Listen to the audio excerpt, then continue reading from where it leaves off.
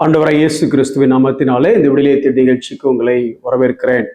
நடைமுறை கிறிஸ்தவம், அதாவது பிராக்டிக்கல் கிறிஸ்டியானிட்டி என்பதை குறித்து நாம் கற்றுக்கொண்டிருக்கிறோம். எதுக்கு இது ரொம்ப முக்கியம் அப்படின்னா, சில நேரங்கள்ல வேத அறிவு அதிகமா இருக்கு, உபதேசம் இதுதான் பிரதர் சரியான உபதேசம், இதுதான் சரியான டாக்டரின் அப்படின்னு தெரிஞ்சு வச்சுக்கிறோம், நல்லதுதான். ஆனா அதே நேரத்துல தெரிந்து வைத்த அறிந்த சத்தியங்கள் வாழ்க்கையில அத்தியாசப்படுத்தப்பட்டிருக்கானா இல்லை. பல நேரங்கள்ல நம்மளுடைய வாழ்க்கையில பல காரியங்களை நம்ம மாற்றுகிறதே இல்லை. ஏன் அப்படின்னா, எது சரி எது தப்புன்றே வேதத்தின் அடிப்படையில நமக்கு தெரியாததுனால நாம ஏதோ நமக்கு கற்றுக் கொடுத்த பாடங்கள் அல்லது நமக்கு முந்தின தலைமுறை நமக்கு என்ன சொல்லிச்சோ அதை அப்படியே ஃபாலோ பண்றோம். ஏன் எதுக்குலாம் தெரியாது. ஆனா அந்த கிறிஸ்தவ வாழ்க்கை எப்போ பேலன்ஸா இருக்கும் அப்படின்னா, உபதேசமும் நமக்கு தெரியணும், அந்த உபதேசத்தின் அடிப்படையான வாழ்க்கை முறையும் நம்ம வாழணும். அதனாலதான் பவுல் ரோமர்ல எழுதும் பொழுது முதல் 11 அதிகாரம் உபதேசத்தை பற்றி எழுதிவிட்டு 12வது அதிகாரத்துல இருந்து இதை தெரிஞ்ச நீ எப்படி வாழணும் தெரியுமா அப்படின்னு எழுதுறாரு. நம்ம அதை குறித்த கற்றுக்கொண்டிருக்கிறோம். அதிலேயும் குறிப்பா ரோமர் 12வது அதிகாரத்தினுடைய 16வது வசனத்தில் ஒரு காரியத்தை குறித்து தொடர்ந்து நம்ம கற்றுக்கொண்டிருக்கிறோம். ஏன்னா அந்த வசனத்துல 4 காரியம் இருக்கு. இதுல இந்த தாழ்மையானவர்களுக்கு இணங்குங்கள் அப்படிங்கிற காரியத்தை குறித்து கடந்த சில நாட்களை படிக்கிறோம். இன்னைக்கும் அதை நம்ம தொடருவோம். தாழ்மையானவர்களுக்கு இணங்குங்கள். ஏன் பிரதர் இதை திரும்ப திரும்ப திரும்ப திரும்ப சொல்றீங்க அப்படின்னா, நம்ம திரும்ப திரும்ப திரும்ப திரும்ப நம்ம பெரியவங்களையே நோக்கி பார்க்குறோம், பிரபலமானவர்களே நோக்கி பார்க்குறோம். இன்னும் பிரபலமா ஆகணும்னு ஒரு ஆசை அதிகமாயிடுச்சு. முன்னாலெல்லாம் டிவியில ஒரு பிரசங்கியர் வந்தார் அப்படின்னா அந்த பிரசங்கியர் பேரே டிவி பிரசங்கியர், அவர் பேரோட நமக்கு தெரியாது. இன்னைக்கு பிரசங்கியர் எல்லாருமே தனித்தனியாக டிவி வச்சிருக்கிறாங்க. அப்படி டிவி வைக்க முடியாத, டிவி சேனல் வைக்க முடியாத பிரசங்கியர்கள்லாம் யூடியூப் சேனல் வச்சிருக்காங்க. நல்லதுதான், சத்தியம் எல்லா பக்கமும் சொல்றது நல்லதுதான். ஆனா நம்ம எதை நோக்கி போகிறோம் அப்படின்னா, நம்மளுடைய உள்ளான எண்ணம், நம்ம இதை எப்படின்னா ஒரு ஒரு real open heart surgery spiritually நம்ம பண்ணணும் அப்படின்னா, எல்லாத்துக்குள்ளேயும் ஓரத்துக்குள்ள ஒரு ஓரத்துல ஒரு எண்ணம் இருக்கு. என்ன இருக்கு அப்படின்னா, எப்படியாவது நம்மளை இந்த காரியம் சத்தியம் வெளியே போகுதா இல்லைங்கிறது ரெண்டாவது, இந்த சத்தியத்தை சொல்ற நாம வெளியில வந்துடணும் அப்படின்னு நினைக்கிறோம். ஏன் இதை பேசுற நானே சில நேரத்துல இந்த வீடியோஸ் பார்க்கும்போது எவ்வளவு வியூஸ் போயிருக்கு அப்படின்னு என்ன பாக்குறேன். ஏன் பார்க்கும்போது எவ்வளவு வியூஸ் போனா என்ன, 4 பேர் பார்த்தாலும் சத்தியம் வெளியே போகுதுல, அது போதாதா அப்படிங்கிற சந்தோஷம் உள்ளுக்குள்ள இருக்கணும்.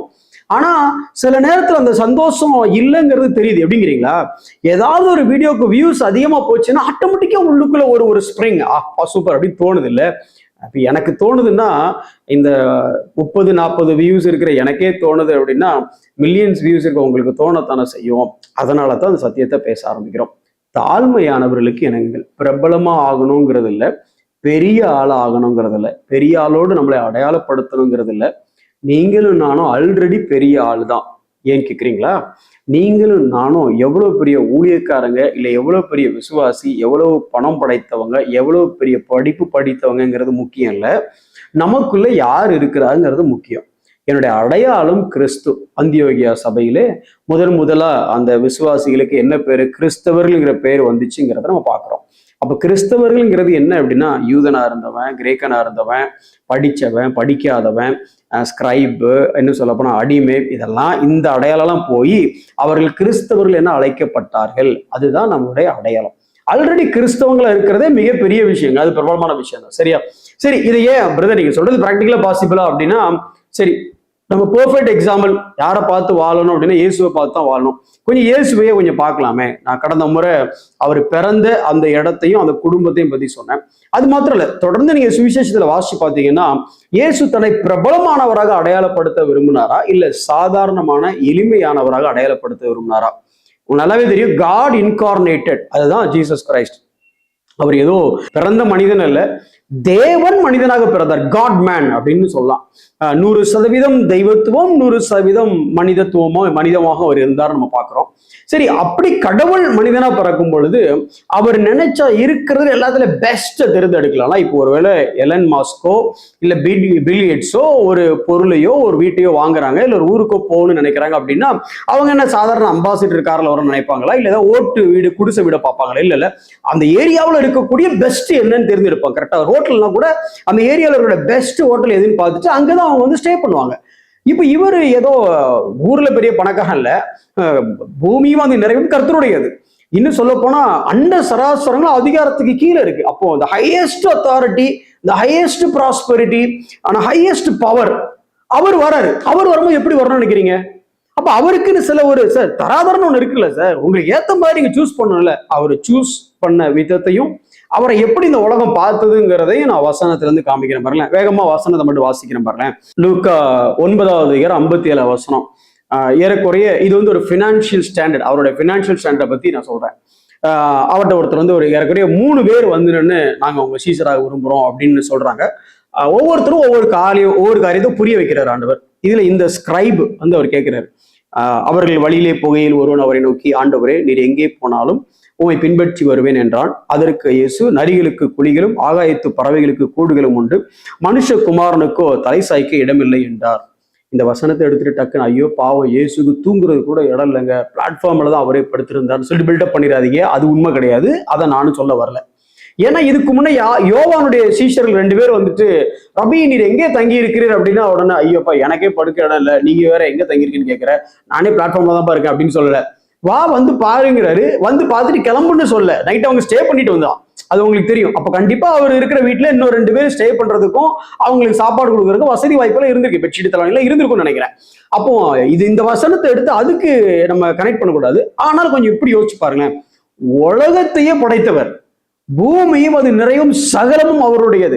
நீ பார்க்கிற மிருகங்களா இருக்கட்டும், நீ பார்க்கிற மச்சங்கள் எல்லாமே அவருடையது. நான் கொடுக்க அவைகள் வாங்கி கொள்கிறது, நான் கையை மூடுனா அவைகள் அவ்வளவுதான் மாய்ந்து விடும்.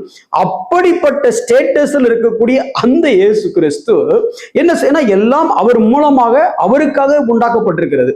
அவர் சொல்றாரு பாருங்களேன், ஆகாயத்து பறவைகளுக்கு கூடு உண்டு, நரிக்கு கூலி உண்டு, பட் எனக்கும் தலை சாய்க்க இடம் இல்லை. உங்களை பார்த்தா அப்படி தெரியலையா ஆண்டவரே? தெரியல. ஆனா வேதம் சொல்லுகிறது, பணக்காரரா ஏழையாங்கிற டிபேட் இல்லை. ஆனா வேதம் சொல்கிற இன்னொரு காரியத்தை நான் வாசிக்கிறேன் பாருங்களேன். லூக்கா 8வது அதிகாரம், இது நடந்தது 9வது அதிகாரத்துல 57வது வசனம். கொஞ்சம் முந்தின அதிகாரத்துக்கு போனீங்கன்னா 8வது அதிகாரத்துல ஒரு வசனம் வருது. என்ன வருது? 3வது வசனம். ஏரோதின் காரியக்காரனான கூசாவின் மனைவியாகி யோவன்னாலும் சூசன்னாலும் தங்கள் ஆஸ்திகளால் அவருக்கு ஊழியம் செய்து கொண்டு வந்தார்கள். அப்போ அவருக்கும் பாத்தீங்கன்னா யாரோ காணிக்க கொடுத்த ஒரு ஊழியம் நடந்தது. யாரோ மினிஸ்ட்ரியை எப்படி பண்ணா சப்போர்ட் பண்ணாங்க. யாரோட மினிஸ்ட்ரி யார் சப்போர்ட் பண்றது? கவனிச்சு பாத்தீங்களா? அப்ப என்னதான் அவர் ஓன் ட்ரெஷரரே வச்சிருந்தாலும், ஆர்கனைசேஷன் வச்சிருந்தாலும், அந்த மினிஸ்ட்ரி இன்னொருத்தரால சப்போர்ட் பண்ணப்பட்ட மினிஸ்ட்ரியா இருக்கிறத பாக்குறா. யாரு? அப்ப எப்படி அடையாளப்படுத்த விரும்புறாருன்னா, தன்னை சகலமும் உடையவராக இருந்த அவர் சகலமும் உடையவராக அடையாளப்படுத்த விரும்பல, தன்னை எளிமையானவராகத்தான் அடையாளப்படுத்த விரும்புறார். உன் காசை வாங்கி நான் ஊழியம் நடத்தணுமா? உனக்கே மூச்சு கொடுத்தவன் நானு அப்படின்னு அவர் சொல்லலை. சரி, அதை விட தாண்டி கொஞ்சம் வந்து எந்த ஊர்ல இருந்து வந்தாருன்னு பாருங்களேன். நமக்கு தெரியும், கலிலேயா ஊர். எருசலேம்ல பிறக்கலங்க, கலிலேயாவில இருந்தா வந்தார். அப்போ கலிலேயா, நாசரேத் நமக்கு தெரியும். நாத்தான்ட்ட போய் ஒரு முறை அந்த யோவான் 1வது அதிகாரம் 46வது வசனத்துல பிலிப்பு போய் பேசும்போது, ஐயா நாத்தான்வேல் சொல்றாரு, நாசரேத்துல இருந்து யாதொரு நன்மை உண்டாக கூடுமோ அப்படின்னா அந்த ஊர்ல இருந்து ஒரு காரியம் உட்பட்டு வராதுடா. அதனாலதான் பாத்தீங்கன்னா 2வது அப்போஸ்தலர் 2வது அதிகாரத்துல இவர்கள் அந்நிய பாஷையில பேசும்போது, அந்நிய பாஷைன்னு சொன்னது ரியல் பாஷையில பேசும்பொழுது அவங்க எல்லாம் என்ன சொன்னாங்க அப்படின்னா, இவனுங்க இந்த கலிலேயக்காரன், இவனுக்கு நார்மல் பாஷையை ஒழுங்கா பேச தெரியாது, இவன் நம்ம ஒரு பாஷையை எப்படா பேசுறான், அதுவும் நம்ம ஸ்லாங்ல பேசுறான் அப்படின்னு அவங்க ஆச்சரியப்பட்டாங்க. எந்த மாதிரி ஊர்ல இருந்து வந்தாரு? அந்த மாதிரி ஊர்ல இருந்து வந்தாரு. இன்னைக்கு நமக்கு பெருமை பல முறத்துல, பிரதர் நடக்கிற எல்லா ஊழியமும் சவுத்துல இருந்து நாங்க தான் சப்போர்ட் பண்றோம் தெரியும்ல. பிரதர் நீங்க அந்த ஊழியக்காரர் இந்த ஊர் தெரியுமா? நம்ம ஊர் தான், இப்படி நம்ம அடையாளப்படுத்துறோம். ஆனா அவர் பாருங்க, அவர் ஊரு நாசரேத்து. யாதொரு நன்மையும் வரக்கூடுமோ அங்க இருந்து அவர் வந்தார். சரி, அவருடைய தோற்றம் எப்படி இருந்துச்சு? பிரதர் அவர் கோட் சூட் போட்டு நின்னாருன்னா தோற்றத்தில் இருப்பார் பிரதர். பயங்கர பக்கா பர்சனாலிட்டி, ஃபிட்டா இருப்பார். ஃபிட்டா இருக்கிறது நல்லதுதான், பர்சனாலிட்டியா இருக்கிறது நல்லதா இல்லைன்னு சொல்ல வரல. ஆனா இது தேவன். இன்னைக்கு நம்ம சில நேரத்துல ஜீசஸ் சிலுவையில் அறையும் போது 6 பேக்கோட அறைகிறோம், அப்படிதான் போர்ட்ரேட் பண்றோம். பட் ஆனா அவர் எப்படி இருந்தாருங்கிறது நமக்கு தெரியல. அங்க வசனம் சொல்லுது, ஏசாயா 53:2, நாம் விரும்பத்தக்க ரூபம் அவருக்கு இல்லை. இன்னும் ரொம்ப எக்ஸ்பிளிசிட்டா, அழகு இல்லை, சௌந்தரியம் இல்லை, அவரை பார்க்கிற நிலைமையில அவர் இல்லை. இப்ப நம்ம என்ன பண்றோம்? இல்லாததையும் இருக்கிற மாதிரி, நம்ம தேவனுடைய சாயம் இல்லை. ஏன்னா அவர் அப்படித்தானே, இல்லாதவைகளை இருக்கிறவைகள் போல் அழைக்கிறவர். நாமளும் கருப்பா இருந்தோட கலரா. ஐயோ அது தப்பா சரியா நான் உங்களுக்கு சொல்ல வரல, ஆனா நம்மளுடைய அடையாளம் அது இல்லைன்னு சொல்ல வரேன். சரி, அவரு பிறந்த இடத்த பார்த்தோம், அவர் ஊரை பார்த்தோம், அவரோட தோற்றத்தை பார்த்தோம், பினான்சியல் கண்டிஷனை பார்த்தோம், அவருடைய எஜுகேஷனை பார்ப்போமே. எவ்வளவு பெரிய எவ்வளவு படிச்சார்ல, பழைய ஏற்பாடுல வசனத்தை எல்லாம் அவ்வளவு எப்படி படிச்சிருப்பாரு? அங்க ஊர்ல அவரை பத்தி என்ன பேசிக்கிட்டாங்கன்னு சொல்றேன். நான் சொல்ல, ஊர்ல பேசிக்கிட்டது. யோவான் 7வது அதிகாரம் 15வது வசனத்துல ஊர்ல என்ன பேசிக்கிட்டாங்கன்னா, அப்பொழுது யூதர்கள், இவர் வேத எழுத்துக்களை எப்படி அறிந்திருக்கிறார்னு ஆச்சரியப்பட்ட நல்ல விஷயம். ஆனா அதுக்கு முன்ன ஒண்ணு வருது, கல்லாதவரா இருந்தும் அப்படிதான்.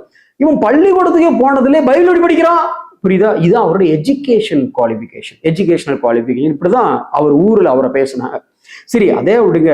நம்ம யாரோட அவன் பழகிருக்கான் தெரியுமா? அவனுக்கு அந்த ஊழியக்காரர் தெரியும், இந்த ஊழியக்காரர் தெரியும்.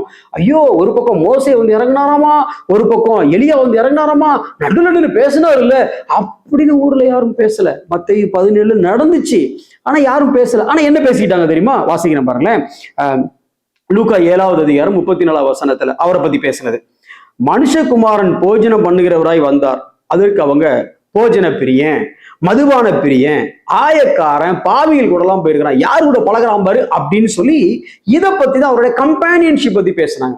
அவருடைய எஜுகேஷனை பத்தி பேசுனதை பார்த்தோம், அவருடைய ஃபினான்ஸ் ஸ்டேட்டஸை பத்தி பேசுறதை பார்த்தோம், அவருடைய பிசிக்கல் அப்பியரன்ஸை பத்தி பேசுனதை பார்த்தோம், இப்போ அவருடைய கம்பேனியன்ஷிப், அவருடைய ஃப்ரெண்ட் சர்க்கிள் பேசுறதை பார்த்தோம். இன்னும் கடைசி அவரை பத்தி என்ன சொன்னார் தெரியுமா? லூக்கா 22வது அதிகாரத்துல சொல்றாரு, பந்தி இருக்கிறவனோ பணிவிடை செய்கிறவனோ உனக்கு யாரப்பா பிடிக்கும்? அவனுக்கு பந்தி இருக்கிறவன் தான் பிடிக்கிறான். நாம உட்கார்ந்து அவன் சர்வ் பண்ணோம். பட் நான் யாரு தெரியுமாப்பா? இருந்து சாப்பிட வரலப்பா, சர்வ் பண்ண வந்தவன். யாரு? தெய்வம், தேவன், சகலவற்றையும் படைத்த தேவன் மனிதனாக வரும் பொழுது அறியப்படாத ஒரு ஊர்ல இருந்து வந்தார், கல்லாதவர் போல வந்தார், பலவீனம், அதாவது தோற்றத்துல ரொம்ப சிறந்தவரா அவர் இருந்த மாதிரி இல்லை, பெரிய வசதி பெருக்கானவரா தன்னை அடையாளப்படுத்தல, ஒரு பெரிய பிக் ஷாட்ஸோட தன்னை அடையாளப்படுத்துறோம்ல. இன்னும் சொல்ல போனா பந்தி இருக்கிறவனா வரல, பணிவிடை செய்கிறவனா தான் அவர் வந்தார். அதையும் தாண்டி ஏசாயா சொல்லும்போது அவர் அசட்டை பண்ணப்பட்டவர் 53:3. இப்படிதான் தேவனே தன்னை அடையாளப்படுத்தினார். இந்த தேவனுக்கும் இந்த சாயல இருக்கிறவங்களுக்கும் நீங்க ஃப்ரெண்டா இருக்கும்னு நினைக்கிறீங்களா? இல்ல எல்லாரும் இப்படி இல்லை பிரதர், நாங்க பாக்குற இயேசு வேற அப்படின்னு யோசிக்கிறீங்களா? இல்ல, நம்மளுடைய இயேசு இப்படித்தான் வந்தார். இயேசுவின் சாயல நாம இருக்கணும் அப்படின்னா இப்படி எளிமையான தாழ்மையானவர்களுக்கு இணங்கக்கூடிய ஒரு வாழ்க்கை நாம் வாழ வேண்டும். கண்களை மூடி நாம் செவிப்போம். அன்புள்ள ஆண்டவரே, நன்றியோடு ஸ்தோத்திரிக்கிறோம். நீங்க எப்படி ஒரு எளிமையின் கோலமாக இந்த உலகத்துல நீங்க ஜீவித்தீங்கிறத நாங்க பார்க்கிறோம் ஆண்டவரே. நீங்க பிறந்த ஊர் ஆண்டவரே, நீங்க பிறந்த குடும்பம், நீங்க பிறந்த இடம், உங்களுடைய எஜுகேஷனல் குவாலிஃபிகேஷன், உங்களுடைய பிசிக்கல் அப்பியரன்ஸ், உங்களுடைய ஃபினான்ஷியல் ஸ்டேட்டஸ், ஆண்டவரே உங்களுடைய சொசைட்டில உங்களுடைய ஸ்டேட்டஸ் எல்லாத்தையும் பார்க்கும் பொழுது அவ்வளவு உயர்ந்தவராக இருந்த நீங்க தெய்வத்துவத்தையே கொள்ளையாடின பொருளாக எண்ணாமல் ஒரு மனு கோலம், அதுவும் அடிமையின் ரூபமாய் வாழ்ந்தீங்களா ஆண்டவரே. உம்மை பின்பற்றுகிற நாங்கள் ஆண்டவரே, அப்ப உம்மை போல தாழ்மை உள்ளவர்களாகவும் தாழ்மையுள்ளவர்களுக்கு இணங்குகிறவர்களாகவும் ஆண்டவரே, சமுதாயத்துல கீழே இருக்கிறவங்களையும் ஆண்டவரே அப்ப நேசித்து அவங்க எங்களுடைய ஃபோர்ஸ் ஆஃப் அட்ராக்ஷனா இருக்கும்படி எங்களை நீர் மாற்றும், எங்களை மாற்றும், என்னை மாற்றும். இயேசுவின் நாமத்தில் ஜெபிக்கிறோம் நல்ல பிதாவே, ஆமென்.